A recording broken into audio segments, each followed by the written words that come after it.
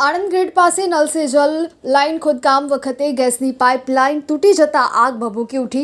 આણંદ શહેરના ગ્રીડ ચોકડી પાસે સાંજના સમયે નલ સે જલ યોજના અંતર્ગત જૂના સંકેતની સામે જેસીબી મશીનથી ખોદકામ ચાલી રહ્યું હતું, ત્યારે ગેસ લાઇન તૂટી જતા નજીક અંડરગ્રાઉન્ડ ઇલેક્ટ્રિક લાઇન નુકસાન સ્પાર્કના પગલે આગ ભભૂકી ઉઠી હતી।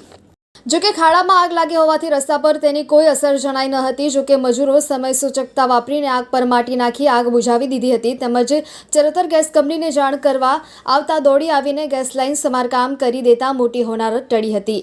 ગ્રીડ ચોકડી સહિત આસપાસના વિસ્તારમાં નલ સે જલ યોજના અંતર્ગત પાણીની પાઇપલાઇન નાખવાની કામગીરી ચાલી રહી છે। જૂના સંકેત પાસે જેસીબી ખોદકામ ચાલી રહ્યું હતું, ત્યારે ગેસ લાઇન અને ઇલેક્ટ્રિક વાયરને નુકસાન થતા સ્પાર્ક પરના પગલે આગ ભભૂકી ઉઠી હતી। જોકે તાત્કાલિક જેસીબીના ચાલકે આગ પર માટી ઠાલવી દેતા આગ બુઝાઈ ગઈ હતી।